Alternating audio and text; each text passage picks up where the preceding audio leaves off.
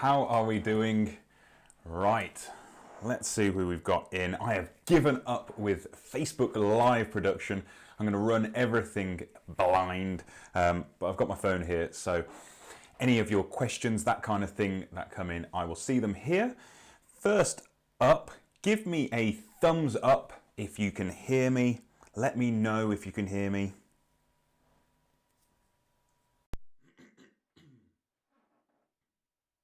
We have 5 of you in right now. Emma, how are we doing? Fran, how are we doing? Is Jake with you as well? Say hello as well, guys. Let me know where you are watching. Are you in the garden? Are you on the balcony? Are you in the living room? Let me know.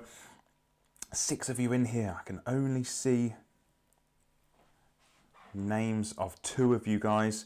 So as I can only see your names, please write, say hello, say hi. Just say something so I can say hi to you as well. 7 of you in.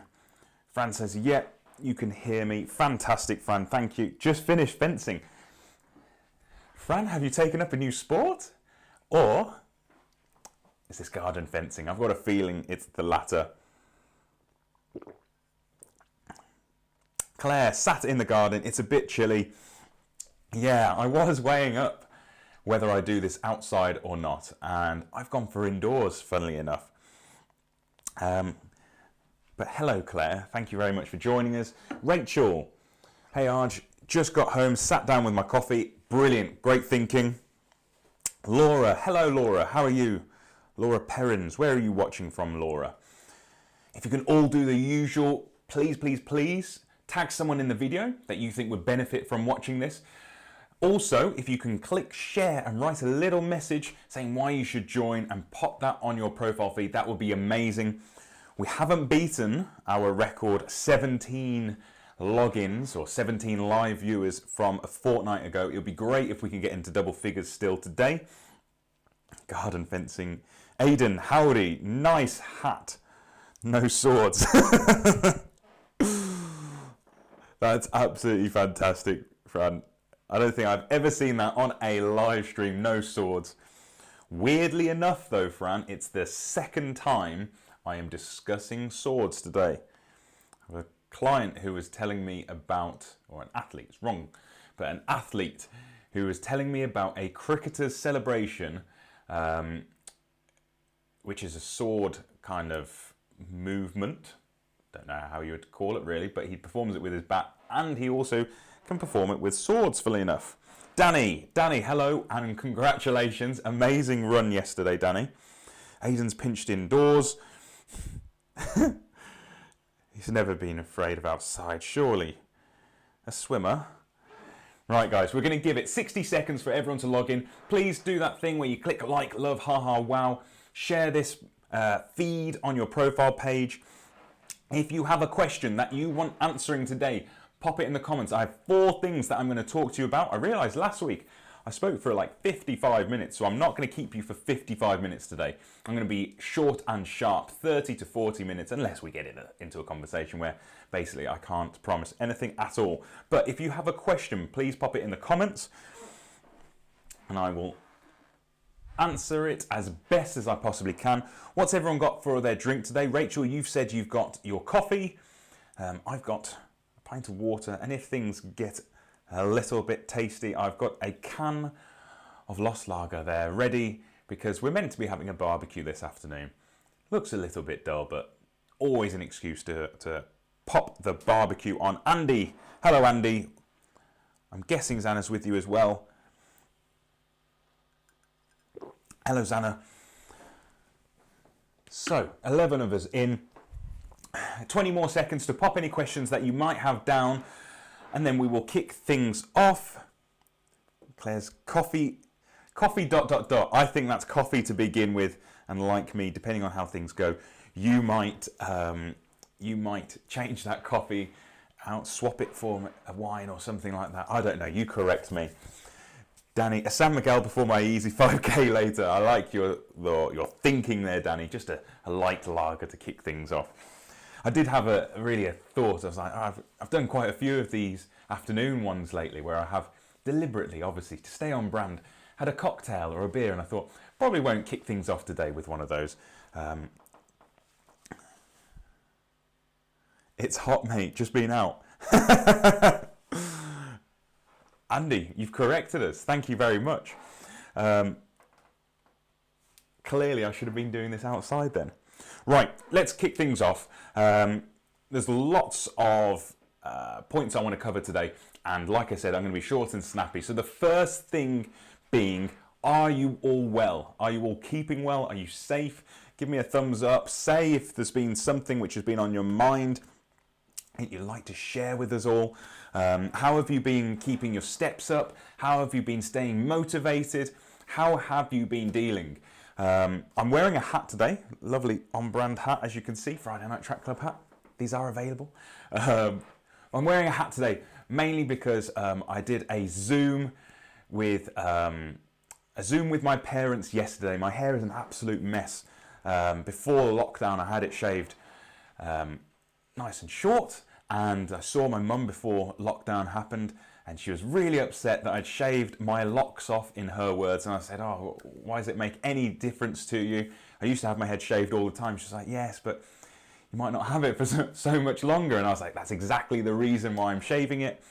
But I didn't want to shave my head yesterday and then go on the Zoom with her yesterday, because I thought it would just repeat the exact same scenario. So I've got a hat on today because I just need to be a bit more presentable than what's hidden underneath this. So I do apologise if it looks a little bit too informal. Mark, hello Mark, how are you? Mark's just become a father. Congratulations, Mark. Claire, defo will be something different with the barbecue later. Ah, fantastic.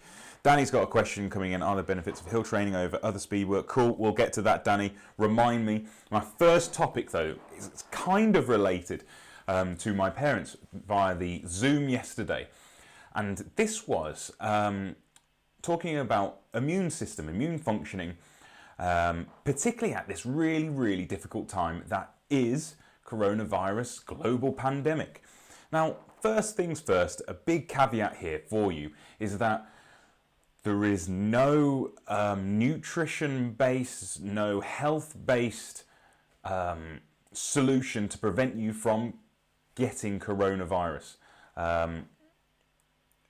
My dad was kind of looking for that solution, but he's come to the conclusion from our conversation on Zoom that basically you can't live in fear from it, and therefore we'll all be fine. Not sure if that's quite what you should be doing, Dad. But he did want to know about some vitamins. So we were talking about your usual thing like vitamin C, and vitamin C apparently was used in a US hospital intravenously on a very, very high dosage to apparently some good effects. There hasn't been any kind of journal articles written about that use yet, but there are suggestions that some vitamins are better than others. Vitamin C has always held this one in immune function as being the most effective. Ironically, it's not really that useful except for when you are actually ill, and high dosages of vitamin C have been consumed during ill states and reduce the severity and the duration. But actually, the two most effective have been vitamin D3 and zinc. And it's vitamin D3 that I'm here to talk to you really about today, because this isn't about immune functioning. I've written an ebook on immune functioning. Loads of you have probably seen it as well. I'll try to remember to pin it in the comments later on if after this, if anyone does want to have a look at that. But vitamin D3, because it's so popular right now, vitamin D3 has been popularized for the fact that it does actually improve your immune functioning, along with loads and loads of other benefits, similar to actually sex steroids. Now, everyone should be having some kind of vitamin D3, really important, the D3 supplementation in the Northern Hemisphere. It's pretty much impossible for us to get any effect of vitamin D3. The only hours are in peak season, so like June and July and August, I think in the UK, between 12 and 3, if it's sunny, to get any kind of vitamin D3 absorption. So, first off, we should all be supplementing anyway. You really need to get a blood test to do those I used to do, basically get these for my clients.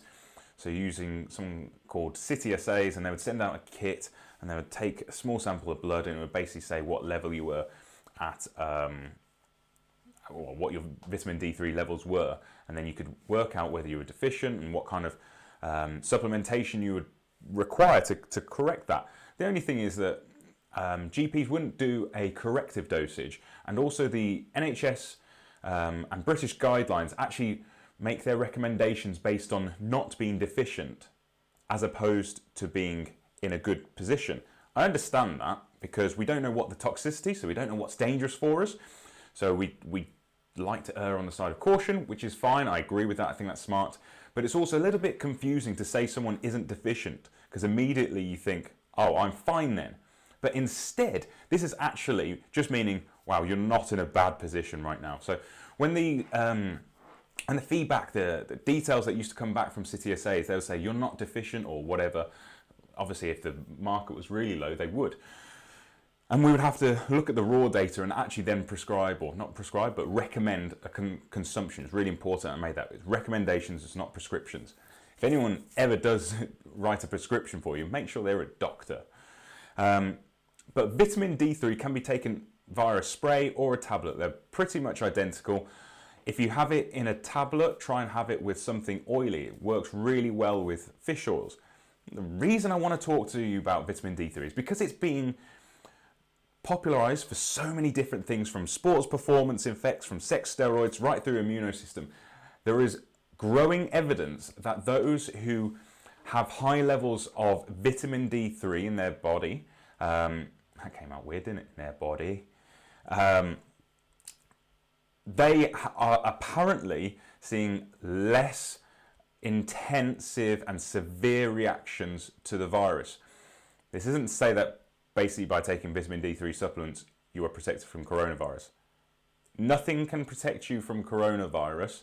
You just have to keep washing your hands, keep wearing PPE, keep yourself following all of the guidelines from the World Health Organization, on top of the British guidelines, in my opinion. But those who have had adequate levels of vitamin D3 seem to, on a general scale, fared a little bit better from the first couple of studies that have come out of China. Now, one study, two study basically means nothing. Really, we need meta-analysis, so reviews, large collections of databases that basically say, right, this is an actual recommendation we can implement. But vitamin D3 is something that you should be considering in your diet. It doesn't need to be anything fancy. I use a Better You oral spray because it's just easier, in my opinion, taking a spray than a tablet. Don't know why that is, but I started it years ago and I just kept doing it. You can get them from myprotein.com, really cheap. I get them off Amazon. I do that subscribe and save thing, and it just appears through my letterbox every 3 months, a pack of 6, I think it is, and it's a higher dosage one. But if you have any questions about vitamin D3, pop it in the comments today, pop it in the comments now, and I'll go into more detail. But hopefully that gives you a little bit of understanding around vitamin D3, and at this particular time, coronavirus. I know I went a little bit all around the place, but vitamin D3 is something that everyone in this room, this digital room right now, should be consuming. There are 11 of us watching. That's really cool. Let's try and get back up to that 17 that we had. So please, please, please hit share. Share this to your page, write a little something, or maybe tag a friend in the comments right now if you haven't done so, or if you think someone would benefit. Now, I've only said hi to about 6 of you, so there are a handful who haven't said hello. I can't see you when you don't say hi. So if you say hi, I will say hi back because I'm a polite individual. The next question I'm going to be talking about is actually from someone in the room. Aidan. Aidan has a question around creatine. Now, Aidan, if you're watching this, if you're still watching this, add in a little bit of extra context in the comments now. So say, oh, Martin, hello, Martin. Emma, hello. Aidan, say what you want to know about creatine. If you have any outstanding questions, any particular questions about creatine, because I'm just going to give a summary of it. But I want to be able to answer your specific questions. whilst we're discussing it. We actually covered creatine very brief. Excuse me. We covered creatine very briefly. I think it might have even been last week. But I thought it was worthwhile we discuss it a little bit more. And I was saying last week how there are various sources of creatine. It's a naturally occurring substance. Red meats, it tends to be very high in. Fish, it tends to be high in. Joe. Hello, Joe. Hi, Arj. Just listening while holding the baby. Awesome, Joe. It's great to have you on board. So creatine, naturally occurring substance, and it has been possibly, I'd say it's up there with the top 3 research sports supplements at all. Caffeine number 1, whey protein probably second, and then creatine number 3. The interesting thing with creatine is that it's not just beneficial for sports performance. It has an amazing effect on cognition, mental cognition, and perhaps more useful for those who are over the age of 60 from that side of things. Hayden says, I was interested in the benefits and if there are any drawbacks to taking it. Cool. Excellent, Aidan. Okay, so I'll go through those now. First things first, creatine is not this dangerous substance that probably in the 90s it was talked about in quite a negative way. Into the 2000s. It's not going to damage your kidneys as long as you have good kidney function, you don't have CKD or anything like that. It's not going to hurt you. It doesn't cause dehydration. It might exaggerate the effects of someone who is dehydrated though, but it's not the cause. The cause is that you haven't been drinking water. Rachel, make sure you drink water. On top of that, creatine isn't some kind of magic pill. It's not the thing which is going to change things by masses and massive amounts. Creatine, however, is extremely beneficial for power performance. So those who are in explosive sports which require a sudden jump, think of a basketballer.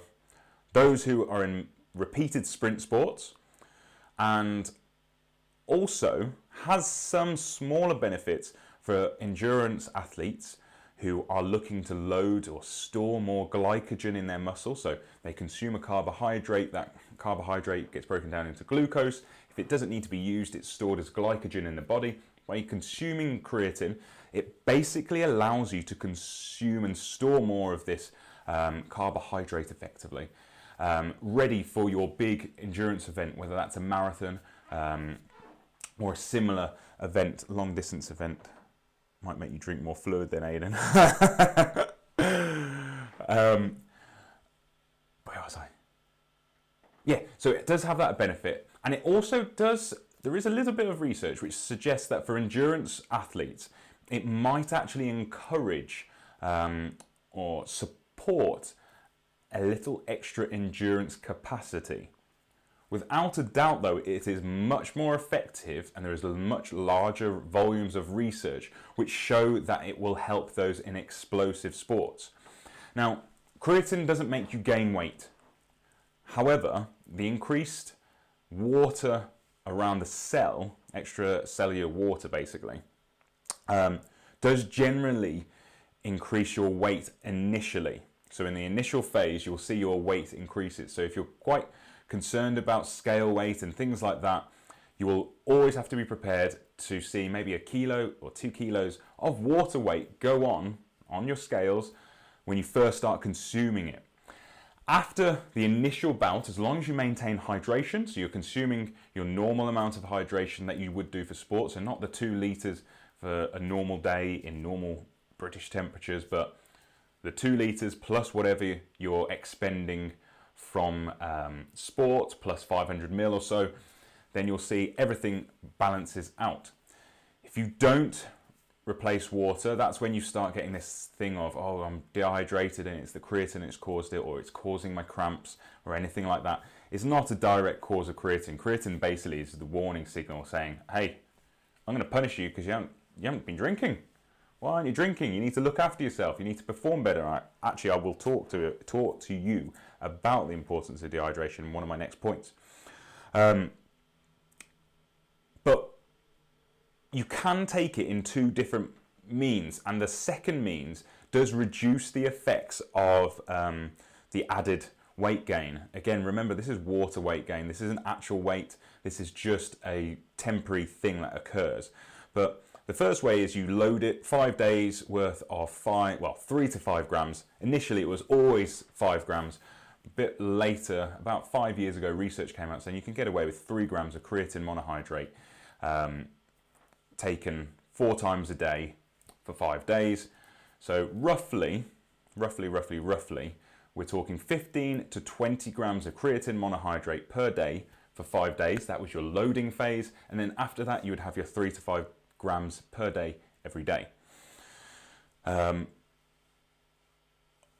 If you don't need to load, so if you haven't got a special tournament that you're coming up and you need this explosive impact quite quickly, for example, footballers now regularly take creatine, you just consume your 3 to 5 grams once per day continually, whether that's in your protein shake or whatever. But this allows us to reduce any of the additional effects of loading, so water weight going up, maybe the higher risk, the increased risk of dehydration. Remember, it's not creatine's fault though. And just allows it to gradually occur in your body, and your body becomes better at buffering lactic acid. It is a lactic acid buffer, so it allows you to push a little bit more at the top end. That's why you'll find it in explosive sports. Lactic acid is produced. So if you can move, if that's your top level right now, that's where you can get up to before you get that sensation of burning limbs, I can't push anymore, and you take your creatine and you take it correctly for a period of time, it goes up ever so slightly. It is one of those things which can have amazing effects. When I used to take it properly years and years ago, I would see my performance as in weights lifting or the amount I could endure. Obviously there's some placebo effect there, but increased by 5 to 10%. It doesn't necessarily mean that was scientific. I wasn't in a lab doing that, but that's what I would notice. There are unfortunately people who are non-responders. These are the people who you've just got to feel sorry for. Basically see no improvements whatsoever from taking creatine.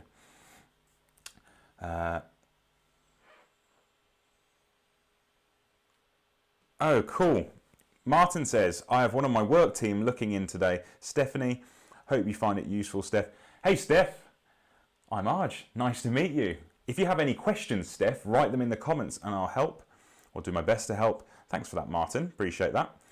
Claire, what's the best way to consume creatine? So 100% oral. I've never seen it taken any other manner. It's one of the great things as well where the cheapest version is actually the most scientifically proven and effective version. So creatine monohydrate is the one you want. There's crealkaline, there's creatine ethyl ester. I was really struggling with that word last week, I think it was. And there is a new one, I say new one, it's about 6 years ago now. Hydrochloride creatine something. Yeah, it was HCl. Can't remember what the L was for. But basically, these newer versions were like reduces water loading and gets into your system faster and all this kind of stuff. When they actually did a load of meta-analysis on these individual papers, they discovered that all of those more expensive versions were useless, generally got ruined within the digestive system and had no impact. One of them caused greater water retention, whereas creatine monohydrate, always in a sealed tub, was extremely effective. And like I said it last week, you were getting like a 20-day supply of creatine ethyl ester or crealkaline or whichever one for like £44, and you're getting a 40-day supply of creatine monohydrate for like £7.50. So it was unparalleled value for money. Aidan, Claire, if you want to talk about my thoughts for you, you consuming it and best way, we can devise something individualized and a little bit more personal for you. It's not something regularly used with more endurance athletes, even though there is the opportunity for it. But maybe in this off-season kind of thing we're in at the moment, maybe it's something we could benefit from. Anyway, guys, whilst you're here, that's question number 2 done. Aidan, if you have any more questions, do write it in the comments and I'll answer it. If you haven't done so yet, please, please, please do share this. It means the world to me that we have more and more people watching. I look forward to doing these live Q&As. I even like try and fit an extra one in the week all the time, but I just don't, to be quite honest. But I really do look forward to them. So please try and get your friends involved. If someone has a question, you know where you can come to get the answer. So share that around. Oh, Claire said, oh, it's funny, I've got my phone on top of my laptop and I'm trying to use my laptop trackpad to operate my phone. Thanks, Sarge. We've just bought some protein powder, which includes 3 grams of creatine per serving. Cool, that's the latest recommendation with the intention he'd be having that after exercise. Perfect, do it. Yeah. Rachel, what is beta-alanine? Right, we are getting into supplements, Bill, aren't we? Vitamin D, then creatine, and now beta-alanine. Interesting story with beta-alanine. So beta-alanine is a lactic acid buffer, buffers hydrogen ions, basically similar to creatine does, but it's specialized in this role. Beta-alanine is incredibly efficient at allowing you to push harder on repeated sprints. It's not useful really for endurance athletes. Has side effects, rather unpleasant side effects. But it is amazing for those repeated sprint athletes, so have to do loads of sprints in a very short period of time. It allows you to push harder.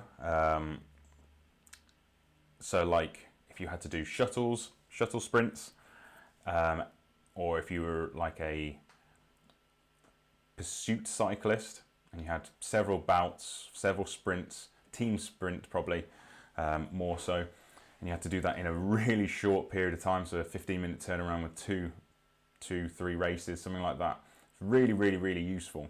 Beta-alanine, you consume a powder again, and you consume a loading phase. I think it's 5-day loading phase. Can't remember the specifics. I'll definitely write some up if you like, if you guys would like to learn more about it. And you then continue consuming it during competition. It's really, really clear to know if you've overdosed on it, so taken too much. You basically have diarrhea and you have paresthesia, yeah, so basically tingling all over, scratching or itching the knee to scratch. From what I've heard, like it's similar to those of crack addicts who constantly do all this kind of stuff. I actually was in a lecture many, many years ago, and it was a physiology lecture, and you were put into groups, and there was someone in my group who was a sprinter, 100 and 200 meter sprinter, and you would do the physiology in this group, and then you would do your lab experiments in that same group. So you basically had to get to know him quite well and work on like all of your testing in a lab environment. So you had to kind of know for consistency, reliability, if this person was going to turn up to a session, for example, or let you down on the day. Anyway, that's beside the point. This person basically was in a lecture and they were twitching, they were bouncing their knees up and down, they're doing lots of this, and like, I'm a bit of a fidget, which really annoys Kate, but this person then was doing this. And I was like, are you okay? And they basically said, they're a really high level sprinter. I had to sprint with the top group today. So I took loads of beta-alanine and now I'm really, really, really itchy. And I can't stop. It's really, really, really itchy. And it takes hours to wear off. So it's not very pleasant feeling to go through. That's beta-alanine. Rachel, do let me know if you actually want to know some more about it. I'm doing the same thing. I'm using my trackpad to go through the questions. Right, Emma, I'm going to answer Danny's question, then I'm going to answer your question. Right, Danny, where is yours? Your question was, are there benefits of hill training over other speed work? Really cool. Hill sprints are phenomenal. Hill sprints basically do work like normal speed work, from working a fast twitch response. But it has some added benefits. Because you're going uphill, it actually reduces injury likelihood because it changes the biomechanics in which you are running. It also encourages you to rather be running like this or this with your foot plant. Your foot has to get elevated. So it increases those toes up and allows you to make contact with the floor in the way we want you to. Toes up always, mid-foot landing. It also requires a bit more actual muscle mass or muscle contribution, should I say. So it's very, very useful if you haven't got access to a gym right now and you do some hill sprints. It has a very small increase in muscle protein synthesis, so developing muscle mass basically in your legs, quads and hamstrings, definitely calves, you'll notice it in your calves, but it's really, really effective basically at improving all of those things. Not to mention, because you're going uphill, you also have a greater aerobic component. If you combine all of these things, so it's dropping injury prevalence, it reduces impact forces, it actually means you can perform a higher number of sprints technically up the hill. The downside to this is that because it's so hard, you probably will struggle to do them. That's why, I don't know if you remember at Track Club, we would do them in like blocks of 4 or 6 to break it up and allow you to recover. So quite a bit of rest period in between and then go again. But hill sprints are great. Let me know if that's answered your question, because I know it's really short, but it's something I absolutely love. I once wrote about hill sprints, but I wrote some incorrect information in there as well, I think. I'll have to double check that. But yeah, let me know, Danny, if I've answered that fully enough or not. Rachel says, basically I tried a performance drink that had both creatine and this in, and yeah, I had that tingling skin after drinking it. See, I'm not joking. It really does have that effect, doesn't it? Tingling sensation, itching, not pleasant. A friend I used to work with at the performance nutrition company, he wrote a paper on it. So that was very cool. If you type in we would type in his name basically into Google Scholar or PubMed, and he would come up with his paper. Danny's response. Cheers. Is there a great... I've just cracked that open, by the way, because I feel like we're having a good conversation here and I'm really enjoying it. I hope you are too. So is there a best gradient? Very difficult really to advise a specific gradient. It depends what the end goal is. The more vertical the gradient, so like above 45 degrees, it becomes very, very, so that, anything above that becomes very slow and you're bordering on the point of your cadence drops far too much, so your running speed, your stride frequency drops too much and it becomes very aerobic, but you're not able to generate the force into the ground to trigger any kind of substantial muscle mass, and you're altering your running stride too greatly.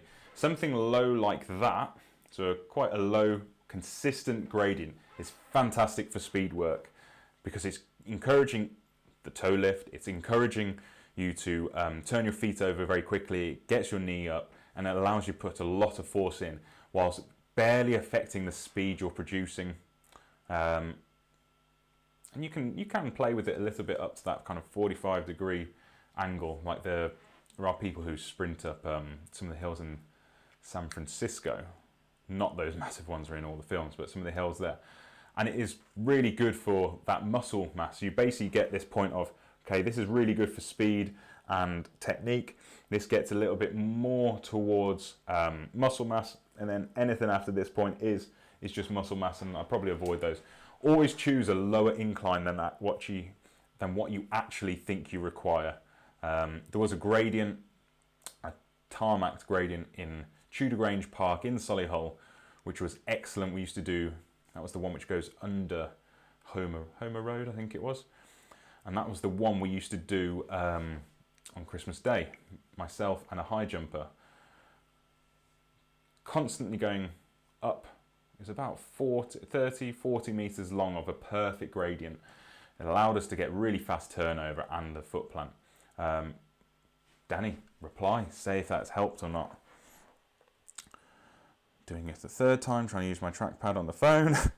Martin, I remember our hill sprints in the park, I had aches in places, normal hard runs didn't create the day after, arms, chest, shoulders, all knew about it. Yeah, I can't wait to go back out there, to be honest, Martin, because they are fantastic. We used to do them in September. I remember it was pretty consistently in September, so hopefully we'll be doing that again. Right, I'm going to go to Emma's question. You've waited very patiently. Thank you very much, Emma. Emma says, hi Arj, Jamie badly twisted his ankle at the end of March. Back to walking up to 1.5 hours at the moment. Wow. But now would like to get back to running. Do you have any advice? Yeah, I definitely do. Claire, thank you very much for joining us. Enjoy your barbecue later on. I will write back to your message as well, because I know I've been really busy in the last 24 hours, so I haven't done that, but I'll reply to your message. We're not having a party, don't worry. Enjoy shopping. So, Jamie, sorry that you've really badly twisted your ankle. That's been quite a while, hasn't it? Because I know you were talking about that before.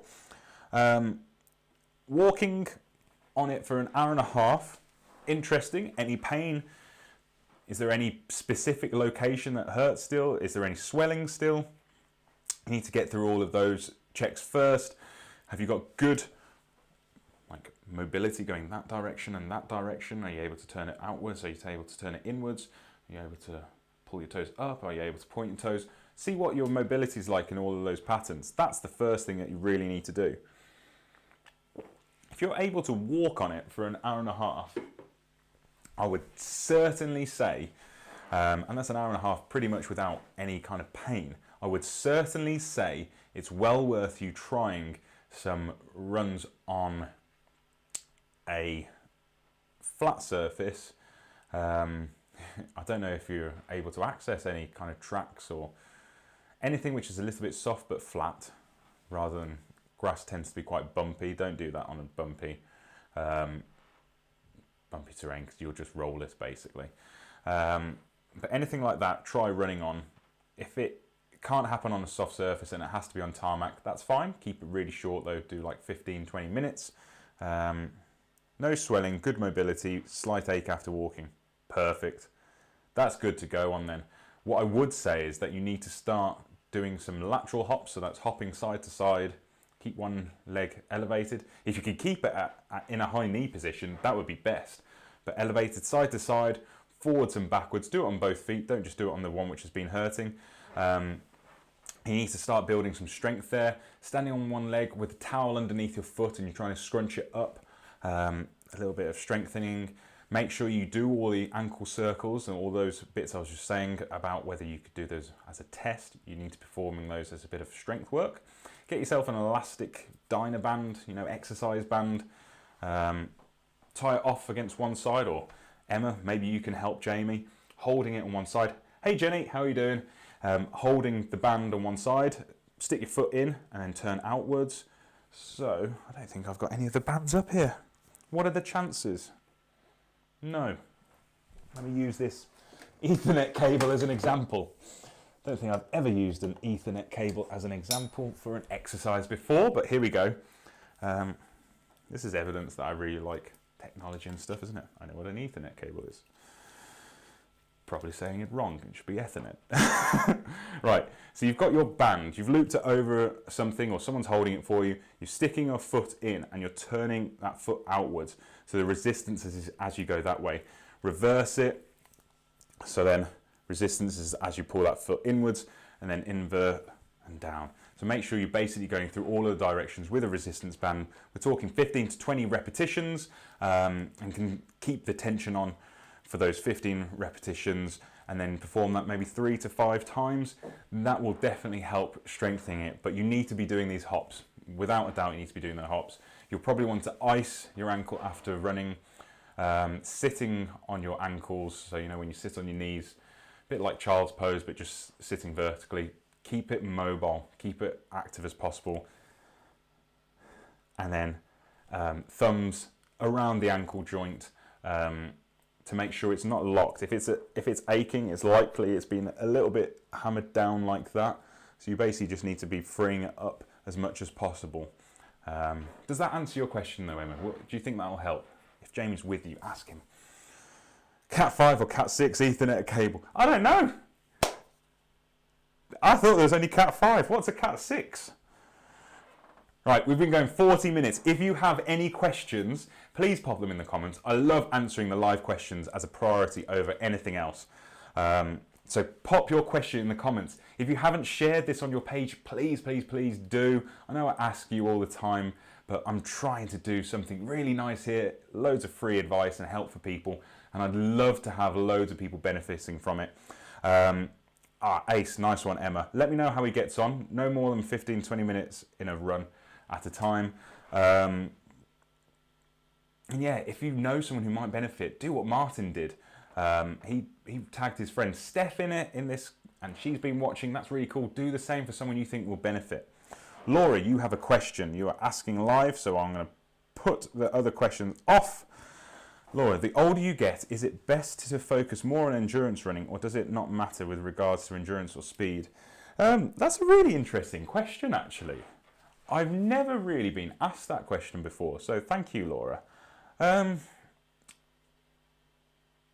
It's not that it doesn't matter. You will face different challenges going through the two types. I said this last week and I stand by this, thinking of even writing a running course at the moment to be really applied, and the message is run biomechanically as a sprinter, always technique-wise as a sprinter, and then just adapt your sessions and your focus to be an endurance runner. Basically, sprint training is incredibly demanding. It results 100% in more acute muscle damage. And that's not negative muscle damage like an injury, that's causing development and growth, which is actually beneficial for the older you get, because you'll face sarcopenia, so muscle protein breakdown. So it is really, really useful for you to do sprint type training. You will find a few things happen though, because of this acute muscle damage that occurs, which is a good thing. It's overload and adaptation. It takes you longer to recover to be able to perform any kind of training again. If you get impatient, you do it too soon, you get injured basically. And also you're not anymore in the ideal situation for developing speed, such as all the sex steroid hormones working in favor basically for you alongside recovery to maximize your adaptation and overload. You'll find that some aspects of the training are quite demanding and hard. So you have to plan your week quite carefully. And a lot of the time people use 10-day plans as opposed to 7-day plans. 10 days basically giving you the opportunity to get in enough speed sessions.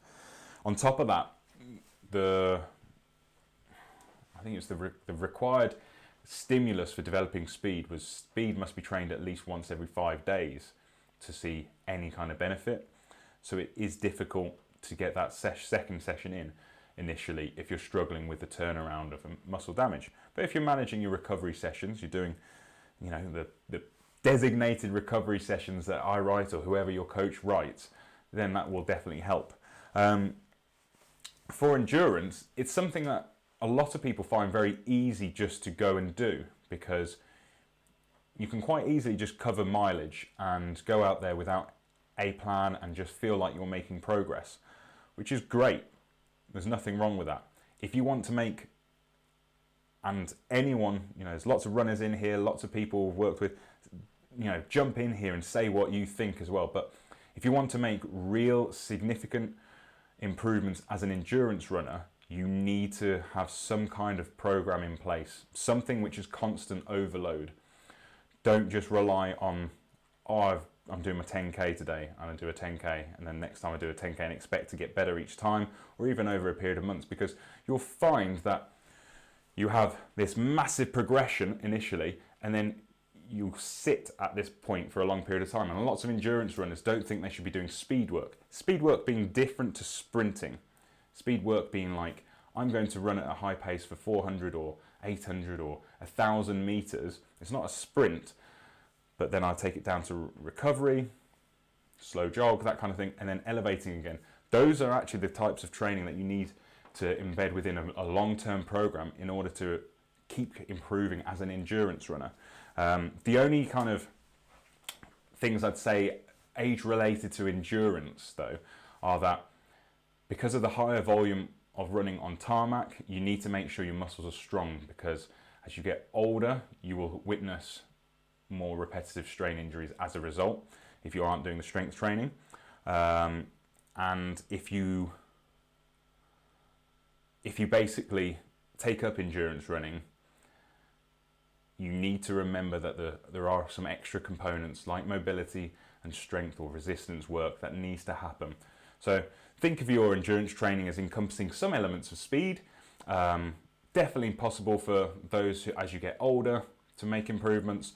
You just need to make sure you do some strength work so you don't get an injury later on. Sprint work, more demanding as you get older, and not necessarily you're going to be in the perfect position to make speed improvements, but in terms of actual health, it probably is as equally beneficial to your muscles, not necessarily your lungs, but your muscles for health. You just have to be aware of the DOMS, delayed onset muscle soreness, that will occur as a result. So basically, do what you enjoy the most, Laura. What is it you would like to do? I feel like I've given you an answer which was overly specific, but maybe didn't answer the question for you. So do jump in, Laura, please do. Steph, hello. Hi, Arj, new listener here. Hello, Steph. Do you have any questions on your first time here with us? Whilst I'm waiting for Laura to get back, and Steph, if you have any questions, I'm just going to talk to you actually very briefly about runs during a week. So why every run isn't going to be a PB, and it's not because I'm having this. So I'm looking over this side, by the way, guys, because I've got your questions which pop up over here. Just have to keep an eye on making sure everything's coming through for you. So running isn't linear. You will not see performance benefits constantly occurring. You will not see that, oh, I had a fantastic run on Wednesday, that means Friday and Sunday's runs are going to be brilliant. I talk about this all the time, and a lot of people probably think you don't know what it feels like because you're a coach, or they look at me and they think, you definitely don't run anymore. One of you Friday night track clubbers must have thought that at some point. Anyway, so I'm getting back into it, and I've had a really good stint of running basically now. Best stint of running I've had in a couple of years. And I've been making really nice improvements, quite substantial improvements. I've been following my own program, which is funny because I never, ever, ever bother doing that. And I've been sticking to the 10K training program. I've been running free of charge since like 2 weeks before lockdown. And it's obviously worked as a result. But people in that group have been saying what benefits they've had, and I've been having fantastic benefits. I've seen real noticeable improvements in my speed and endurance. What I would say is that I had a fantastic run earlier in the week, maybe Thursday's run, I can't think of the day. And then yesterday I was running and I was like, I got some pain in my lower legs, really, my calves. A little bit of soreness here. It's 1.5 kilometers in, about 1 kilometer actually, and I was like, it's just early point of the run pain. It'll go, it'll settle into things, and it'll be fine. Get to 2K and I'm like, things are not right here. Things do not feel great. And Kate was running as well, and she was a little bit behind me, not very far at all. And she was like, I was watching you, I was thinking, something's not right. You're not running like you usually do. She actually said, it looked like you were trying to run a particular technique, but a bad technique. Which is obviously, maybe it's really obvious to her. Maybe it's really obvious when I don't perform good technique, because I'm trying my best always to embed the technique that I'm selling to others, preaching. Preaching's a better word than selling, isn't it? So that's at 2K. I carry on, we get to a downhill segment, and I'm usually gone on downhill segments. And Kate was like, I just kept gaining on you, and I knew it wasn't my pace. And I was looking at your pace, and I was thinking, I thought you were going out to do an easy run, because you said it was an easy run, but you seemed like it was going very slow. You didn't seem to be moving very well, and you just kept slowing and slowing. Anyway, I get to exactly 3K, and I was like, right, it's not right. Something is not right at all. I was feeling immensely low, so low blood pressure and low blood sugar, really. Usually I notice an energy system change. I know that sounds really, really weird for you, but I'll usually notice when my energy systems are changing a little bit. I can feel it, I can tell it in my running, and I know a time period that it'll kind of recover and I just carry on. It wasn't happening, it was getting worse. I could feel it was getting worse, and I could feel my stride pattern getting awful, becoming awful, should I say. And all of those things are mounted. I just stopped running. I was like, no, not happening. And I walked, and I probably walked for half a kilometre. Kate ran past me, and Kate was like, you okay? And I was like, yeah, carry on. Because I knew how to deal with it. Walked about half a kilometre and then ran a quick route home. Cut the run short by 2 kilometres, and obviously it uploads to Strava and all that kind of stuff. But what I wanted to tell you that was because sometimes you are not going to run well. You just have one of those runs. I had a fantastic set of runs in the last week, and then I hit that, and it's a dreadful run. Am I going to let it bother me? No. It's really important you run those runs and you do your best with those runs. Don't cop out early just because you've heard me say, I knew it wasn't right, so I stopped. I pretty much never, ever stop in those circumstances. I knew something was really, really not right. I went back over things through my head during this, and I was like looking at my massive levels of dehydration for a few days. So accumulative dehydration, poor nutrition, hadn't eaten lunch, spent the day gardening. So there's loads of components here which caused it. So do bear that in mind. But I don't want you stopping early and just thinking, I can call this one, because you will never make progress if you stop early. But I also want you to remember that not every race is going to be, not every run is going to be the perfect race. It's not going to be the one which feels great or has the fast time that you did 2 days ahead. Have I lost all my fitness in 24, 48 hours? No, you haven't. You just need to make sure your programming's on point, as well as your lifestyle factors. So that was that little bit for you. I'm going to go through these questions. I've done it again. I keep touching my trackpad instead of the screen. Laura Perrins, I'm a bit stuck as I enjoy speed, but also want to enjoy running much further. I think I'll look at overloading and run fast for a certain distance, then recovery. Yeah, so Laura, why don't you do some, if you've got a watch or a Strava app or something like that, that'd be great, because that'll give you distances. But you can incorporate into a 10K training plan, so that gives you your endurance kind of sessions, stuff which is like, okay, you're going to do 5 400 meter runs or 5 200 meter runs with 200, 400, 600 recovery, whatever it is. You can make sure, you really should be doing 1K runs as well. So you run 1K hard, and then you do say 2 minutes 30 walking or jogging, whatever your level is right now. But you definitely want to be embedding that in your running. And that will give you your quench your thirst for speed, as well as allowing you to run the longer distances. You know, when you do your easy run that week of 8K or whatever, that allows you to kind of nail both heads. Is that right? With one hammer?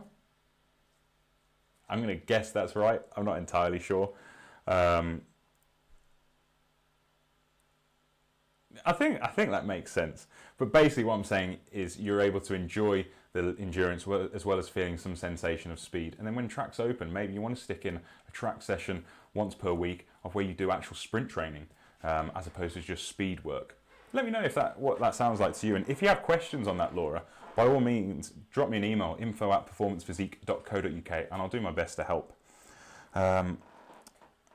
Andy, Xana is getting some pain/discomfort in her inner ankle near the heel. Moves into the tibia. It eases the day after. Is it her heel strike, her foot strike? So just behind the ball of your ankle, yeah? definitely need some thumbs in there. That will likely be strike, and that will likely be a bit of a collapse.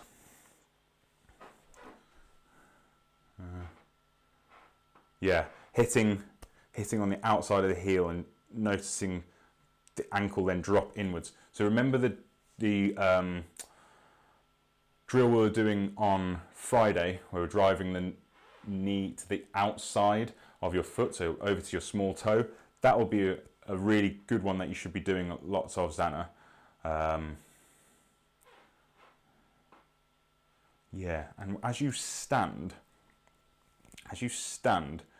I want you to make a special effort to not allow your feet, so you're standing here on a normal day, not allowing yourself to choose one side or the other to stand on, and not allowing your feet to do that. Keep, as much as possible, your arch in your foot, if you possibly can. Ice it. Ice is only effective, by the way, guys, if you're doing it a minimum of 2 times, roughly 5 times a day, for 20 minutes. Make sure it's in a cloth or something like that. But ice it and massage it. Right. Laura, Zana, let me know if you have any more questions. Steph, let me know if you have any questions. And anyone else watching, let me know. It's 2:57, so I've been on almost an hour, so I'm going to give you 60 seconds to write something. If you have any questions, you need to do it now. I know there is a little delay between you hearing this and it appearing on my screen, so I will give that little wait. And then let's go and enjoy the sun. Let's get outside. The usual thing is drop me an email, info@performancephysique.co.uk, or get us on Instagram, performance_physique. Write it on the comments here. Please, please, please make sure you are following us on Instagram, on Facebook, sharing it with your friends. Go check out our page, our YouTube channel, actually. Type in Performance Physique on YouTube. We've started the exercise vault. And I've had loads of texts over the last few days from friends saying how much they like it. And what's really cool about this is some of these friends are within the industry, quite good positions within the industry, and some of these have nothing to do with sport whatsoever and just really like it. So go and check those out. Please, please, please let me know. Laura says, that was great, thank you. I'll send you an email. Ah, awesome, Laura. Cool, I look forward to that. No relation to Dave, are you? Dave Perrins. And the cheers, mate, it makes sense and might be the slope on the footpath. Yes, I've noticed just that. The curve on the footpath, because we were running on the same side of the road. Repeat it, everyone. Make sure you vary the size of the road you run on. The curvature of the footpath was really irritating my bad Achilles. So mix it up, without a doubt.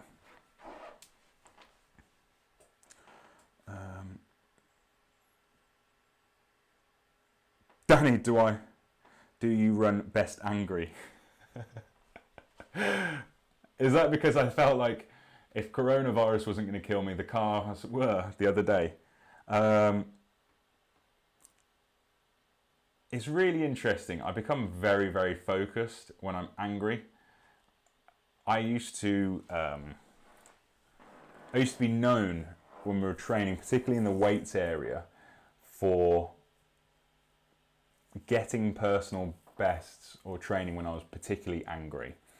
And I actually used to use a particular, it's my dad. Basically, I used to use my dad in my head as a visualization thing, imagery, to make myself angry before a set, and it used to really work. And I did notice when I could no longer get angry about my dad, I was struggling for that extra little push for a while. Don't worry, I've found it again. Ah! You're Andy's sister. Hello, Laura. Laura doesn't have the family endurance gene. Yes. Welcome to Speed then, Laura. Yeah, drop me an email, Laura, and I'll do my best to answer your questions. Or at least it'll give me an idea and I'll answer it on a Q&A in the future. That's the one, Danny. Excellent, guys. Right, I hope you are all going to enjoy your afternoon. I'm going to take this opportunity to say cheers. Thank you very much. I've enjoyed another week of this. some interesting and exciting things coming for you to bear in mind of. I've been doing some behind the scenes work with some very well respected people in the industry. I'm hoping to have something that you will be able to see. It has to be signed off by them, but I'm hoping to have something for you to be able to see and listen to in the next kind of 2 to 3 weeks, but it does depend on their schedules. We're going to be having probably a midweek, but maybe on this session, some live Q&As taking place, including a physiotherapist. The podcast season 2 is starting very soon. Doing the interviews at the moment is unfortunate because we were hoping to film them in person, but obviously we're not allowed to do that at this moment in time, so they will be zoomed. But there's loads and loads of things coming out. We're very busy. Like I said, I spoke to my family and they're like, "Oh, you doing things to keep busy then?" And I was like, "I'm probably busier now than I was before." Because we're creating so many things. It's a very exciting time. So look out for all those things. Tell as many people about Performance Physique as you possibly can. Thinking of doing competition as well soon. So yeah. Other than that, thank you very much for joining us, guys. See you soon. Enjoy your Sunday. I'm out.